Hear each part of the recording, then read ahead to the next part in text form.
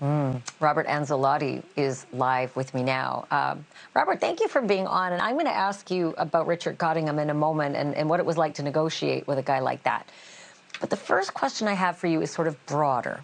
Since you've been through so many of these cases, what is it that triggers the cops to change their thinking from a murder here and there to an absolute pattern where, dear God, we've got a serial predator out there that we've got to stop? Well, thanks, Ashley, for having me on, first of all. But so that question's a tough one. I think it is so specific to what's going on in a general pattern, but it is just that, a pattern, right? The cops are looking for a pattern. It becomes kind of complacent. I was a homicide detective for 20 years. We kind of get used to the idea that a victim ordinarily knows their killer.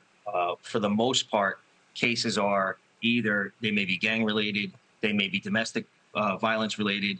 It's not often stranger abduction related types of crimes. They're much more rare.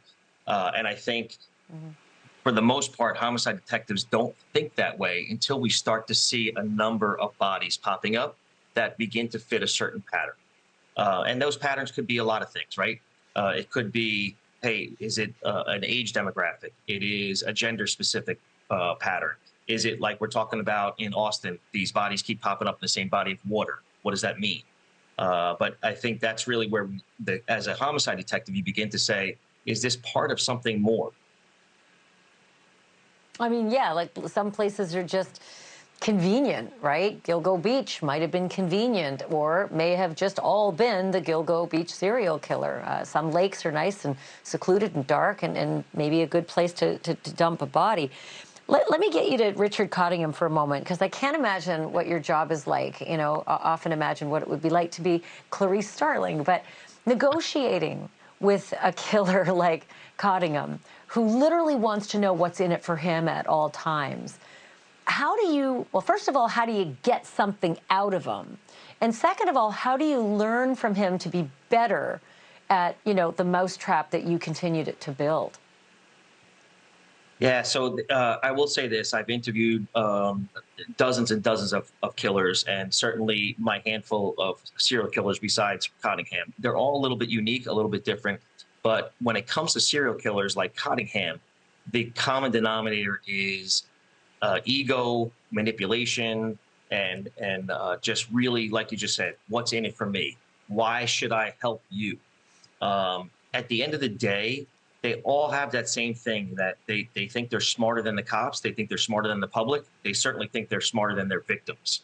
So it's a matter of kind of finding, like, how do you get under their skin to get them to believe that they're controlling the conversation? Oh, that's got to feel like you need a shower afterwards. Honestly, I can't even think through that. But how hard is it? Because I keep thinking about all these, you know, like BTK is sitting there, and I really truly believe he's got plenty more victims that he's not copping to. How hard is it to get someone like that to just cough it up and confess? You're rotting away anyway. Nothing's going to change in your life. How can you get them to confess? I love that statement, right? Everybody thinks that way. Hey, what do they have to lose? They're doing multiple life sentences. Why don't they just confess? And I give the same answer every time. That is, they are masters of control. Think about the killings that they've done. It's about control. And while they're rotting in prison, they have control of nothing in their life other than what they spit out of their own mouth. So it's not quite that simple as to just be like, well, they have nothing to lose, so let's get them to talk. It's actually the exact opposite. They look at it now, hey, you're engaging me. I'm going to try and control this situation, and I'll decide when I spit out whatever it is I choose to spit out. Thank you for watching. Go to newsnationnow.com to find NewsNation on your television provider. And don't forget to click the red subscribe button below to get more of NewsNation's fact-driven, unbiased coverage.